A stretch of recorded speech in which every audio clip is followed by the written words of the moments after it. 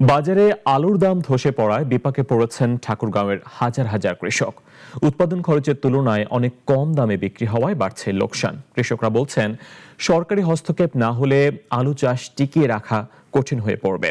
ঠাকুরগাঁও থেকে জীবন হকের পাঠানো তথ্য, ছবিতে ডেস্ক রিপোর্ট। আলু উৎপাদনের জন্য উপযোগী মাটি ও আবহাওয়ার কারণে ঠাকুরগাঁও জেলায় প্রতি বছর ব্যাপক আকারে আলুর আবাদ হয়। এবার প্রায় 30,000 হেক্টর জমিতে আলুর চাষ হয়েছে, যা গত বছরের তুলনায় কিছুটা কম। তবে মৌসুমের শুরুতে কিছুটা দাম থাকলেও এখন বাজারে আলু বিক্রি হচ্ছে মাত্র 4 থেকে 6 টাকা কেজি দরে। এতে চরম দুশ্চিন্তায় পড়েছেন চাষিরা।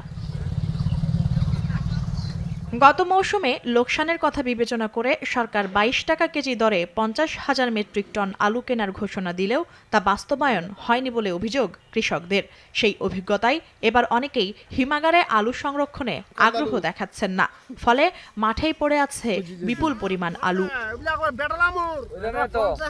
উৎপাদন খরচের তুলনায় বাজার দর অনেক কম হওয়ায় বড় ধরনের লোকসানের মুখে পড়ার কথা বলছেন আলু চাষিরা। উৎপাদন খরচ 1 কেজি আলুতে 15-16 টাকা খরচা পড়ে। বিক্রি হচ্ছে গেনেলা আলু 4 টাকা, স্টিক হচ্ছে 6 টাকা। গতবারে তো অনেক লস, এবারেও লস। এবারে মনে করেন যে আলুর আপনার দাম নেই, কি যে করব ভাবে পাচ্ছি না। সরকার প্রতিবারই বলে যে বাইরের দেশে আলু পাঠাবো, আমরা আলু নিব, কিন্তু সরকার কিছুই করে না। আলু চাষি অতিরিক্ত উৎপাদিত আলুর ব্যবহার বাড়াতে রপ্তানি ও প্রসেসিং শিল্প গড়ে তোলার প্রয়োজনীয়তার কথা বলছেন কৃষি বিভাগ। আলু থেকে কিন্তু স্টার্চ তৈরি হয়।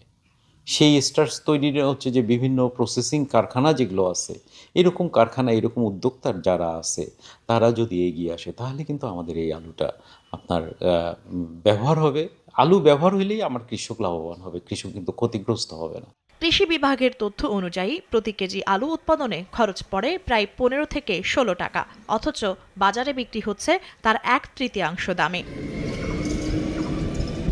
যার ফলে ঠাকুরগাঁওয়ের কৃষকদের প্রতি কেজিতে 9 থেকে 11 টাকা পর্যন্ত লোকসান গুনতে হচ্ছে। ক্ষতিগ্রস্ত কৃষকদের বাঁচাতে দ্রুত আলু রপ্তানি ও শিল্প খাতে ব্যবহারের ব্যবস্থা নেওয়ার দাবি জানিয়েছেন তারা।